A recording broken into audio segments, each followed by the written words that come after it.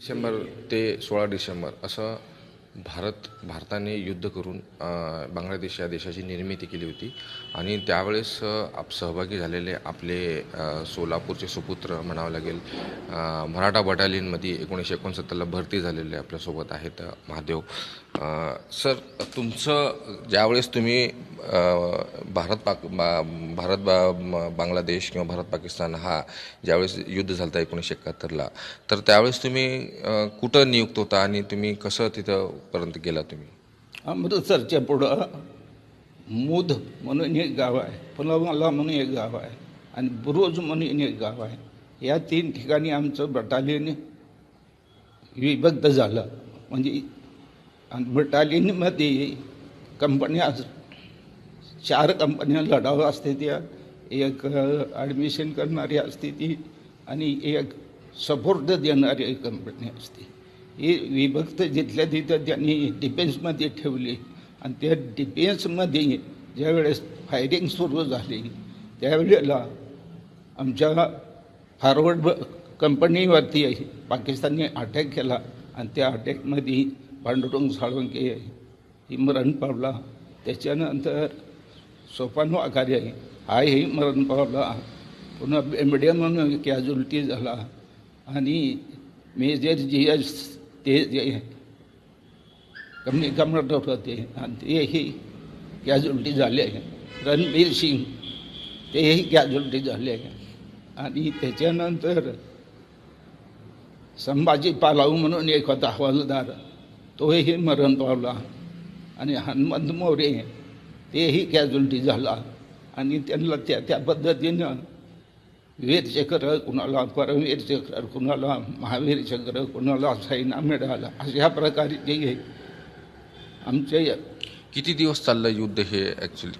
किती म्हणजे कसे खडतर प्रवास होता तुमचा? ते तर प्रवास आमचा सुरुवातीला तर आम्ही स्टँड बाय होतोच, पण त्या स्टँड बायमध्ये 3 तारखेला चांगली धांदल झाली. यावेळेस जिकडं तिकडं बांब, आर्टिलरीची फायर, कॅव्हलरीची फायर आणि रायफलच्या गोळ्या, याच्यामध्ये आम्ही जसं की एखाद्या शहरामध्ये फटाक्या वाजतात ह्या पद्धतीनं तर आम्ही धांदून गेलो होतो. आणि पहिलीच लढाई. आणि ह्या युद्धाच्या ह्याच्यामध्ये काळामध्ये तुम्ही जेवायची कशी व्यवस्था केला तुमच्या बटालियनची किंवा तुमची, का उपाशीपोटीच तुम्ही युद्ध लढला? नाही, आम्हाला उपाशी वेळ थोडी लागते म्हणा, पण आमचं लंगर जे आहे पाठीमागं असतं तिथं स्वयंपाक तयार होतो आणि गाडीचे सर्व ठेवून सनी जिथे जिथे कंपन्या आहेत त्यांना तिथे येऊन सनी वाटल्या जातं. ती जेवण घेऊन आम्ही टाईमशीर आम्ही जेवू शकतो. तुमची घरची कशी परिस्थिती होती ज्यावेळेस तुम्ही युद्धात होता? त्यावेळेस तुमच्या घरच्यांवर काय म्हणजे होत होतं, काय त्यांच्यावर परिणाम? आणि तसं त्यावेळेला रेडिओ पण नव्हते, त्यामुळे फक्त एक श्रीलंकाचं एक चॅनल होतं तेवढं आणि इथलं इंडियाचं एक चॅनल, तेवढं चॅनल. त्या चॅनलवर फक्त लोक बातम्या ऐकायची आणि आमच्या घरी जाऊन सांगायचे अशी अशी लढाई चालू झालेली आहे. त्यावेळेस घरातल्या लोकांना दुःख व्हायचं.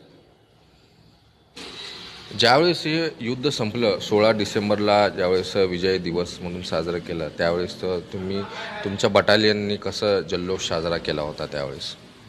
त्यावेळेला जल्लोष साजरा ज्यावेळेस त्यांची हत्यारं आणि कैदी पकडले, कैदी तर गाडीतून ह्याला पाठवले दिल्लीला. मग त्याच्यानंतर हत्यारं पकडलेली. अमृतसरमध्ये मोठं असं टेबल लावलं होतं, जवळ 30-40 फुटाचं लांब टेबल. त्याच्यावरती सर्व पकडलेली हत्यार, अम्युनिशन, काय अजून काही बॅटऱ्या होत्या, बाकीची काय हँड ग्रेनेट, अनेक प्रकारची सामग्री आहे त्या टेबलवरती लावून आम्ही त्या टेबलच्या कडेला उभा राहून मीडियाने आमचे फोटो काढले आणि ती फोटोमध्ये आमची बटालियन पुऱ्या आर्मीमध्ये नंबर 1 झाले. मराठा बटालियन. हां, आणि तुम्ही किती सैनिकांना म्हणजे गोळ्या घातल्या, किती सैनिकांना यमदसनी पाठवलं? समोरच्या समोर एक सैनिक असेल तर मारलेली गोळी तर पडतो आणि आम्हाला समजतं. पण सर्वच्या सर्व यात्रेत जशी लोक असते ती असं त्यांची लोक आल्याच्यानंतर 2 रिलीफमध्ये एक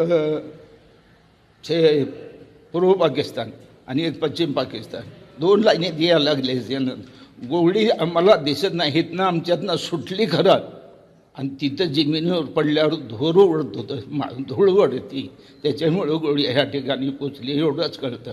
लागली कुणाला हे कुणालाही सांगता येत. ज्यावेळेस तुम्ही युद्ध जिंकून घरी परतला त्यावेळेस तुमच्या घरच्यांनी किंवा सोलापूरकरांनी काय तुमचं स्वागत केलं, कशा प्रकारे? आम्हाला सोगातची अपेक्षा नव्हती आणि आम्ही खेडेगावात असल्यामुळं कुणी त्याचा दखल घेतलेली नाही. तुम्हाला काही पुरस्कार वगैरे मिळाले का याच्याबद्दल? मधला कुठलाही पुरस्कार नाही.